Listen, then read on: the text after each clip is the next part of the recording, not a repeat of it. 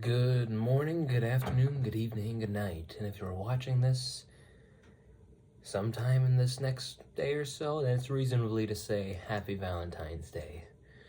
What an odd coincidence I find myself alone. And you too. But maybe that's just coincidence. Welcome back to the Silent Station, a channel where I, your host Zach, am basically just recording a video journal and put it out for opinions. It's philosophical. Don't worry, you can enjoy this. But anyways, pretty good day today. No love, so the only way I worked up a sweat tonight was going for a run. And I'm chasing it with some good old CW, or CRW. I will not state what this is for legal purposes. You like the Dollarama cups? My own choice. But I watch a lot of philosophy on YouTube, and recently in my philosophy class I'm taking here for fun, because philosophy is the best elective. It's the best choice for an elective. We're learning about, you might have heard this guy. His name is Aristotle. You might have heard of him. Slightly famous. But the course is specifically tied to about how to live a good life, about living a good life. And we look at 8 different philosophers. We look at Aristotle for his ideas of friendship, for his takes on what a good friend is and how it applies to a good life. Because I feel it is common sense between I and you that, well, a good life, if you picture it in your head, involves friends. And if it doesn't, then you're one of those cabin fever kind of guys, which I can respect. But how Aristotle talks about friends is very interesting. So I'm going to break down. He's very, he loves graphing stuff. So I'm going to give you a quick play-by-play of how he graphs friendships. It's a pretty simple category. I already just do a quick draw out. It's 3 different categories of friendships, with 2 divided by 1 reason, and the other in its own separate little box. Can you see that? Yeah, you get the idea. The first types of friendships are more surface level. They lack a sort of uniqueness. These friends you have are rather replaceable, and really you're just sort of out of convenience that you know their name. And these are sorted into 2 categories. We go by friends who have a distinct purpose, be it a note taker in class, your coworker next to you who helps you does your work, someone on your team, someone you sit next to. You get the idea. And this friendship is very transactional. You each get something out of it, and therefore you are friends because of there's a benefit that you both get out of it. The second type of friendship is more of just because you enjoy hanging out with them, a sort of the vibe friend, as it were called. And you might think, well, the vibe friend must be a good friend, but no, not really. You can sort of think of the first 2 as friends and the third as a best friend, to use words we would all know. Now, the second one is very self-explanatory. You hang out with them because they're fun and you like them. But overall, as I mentioned, the overlap between these 2 categories is that, as I said, they're easily replaceable. Anyone could have them. And they come and go with the sands of time. You know, if you move away, you're not going to stay in contact 5 years later, probably. And if you do, well, then you might just find yourself in the third category. His category is what he deems as only that which good people can have. Because it is a friendship of true uniqueness, of true sort of, you both have eaten salt together, you both have been down and up, and you're still together. And this friendship is sort of just what I would really call best friends.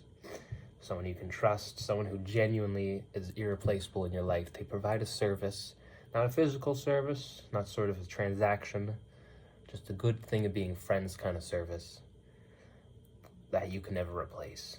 And the third category often will encompass the first 2, but with a certain metric of, you can't you're staying together for life sort of thing. It's a very interesting dynamic because take a minute right now and think about 10 people you know, 5 people, last 10 people you spoke to. It doesn't have to be complicated. Co-workers, schoolmates, you get the idea. And now ask yourself, how much of these people are really actually friends, or how many of them are just sort of people of benefit a mutual benefit? And it's an important distinction. Aristotle isn't shitting on the first two. He's saying there's nothing wrong. Hey, there's nothing wrong. You two use each other for notes? Solid. Getting your work done. Good for you. But he's just trying to draw a line between what he thinks really separates the strong, the mithril from the iron. I don't know what I said, but you get what I mean. If I already use a comparison, well, I give an example of a vibe friend. I have a neighbor. They're very fun. They're very good. But really, I know that we would not be friends if we were not neighbors. Great person. Love hanging out with them. Good person, but I can't picture us ever meeting or hanging out if we were not neighbors. Which is sort of disappointing, but it is what it is, I guess. Or maybe she might get close to best friend one day. We'll give her time. And the second one, well, if I were to give an example of best friend, he's a weird guy. Love language. He's an army man. His love language is hate. If he calls you a slur, that means you're important to him. Or you pissed him off. You gotta know him to know the difference. A real man with no filter. He's a good man. And if he ever sees this, Snowman, I love you. But you shouldn't see this because I don't tell anyone about this channel. And yeah. I've never seen anyone on philosophical YouTube, at least in the parts I've watched, because I watch stuff late at night. People talking to a cam like this. I never see Aristotle mentioned, or at least his talks on friendships, eudaimonia, or the golden mean. Maybe I'll save that for a future video, future journal. But it's an interesting take because Aristotle says a good life is full of both sort of groups of people. But I feel you yourself, you should always have a couple of those third type best friends, you know? And really make sure to evaluate how good are the friends you have. Because you deserve good friends, because no one deserves bad friends. No one deserves to be hated by those who say they love them.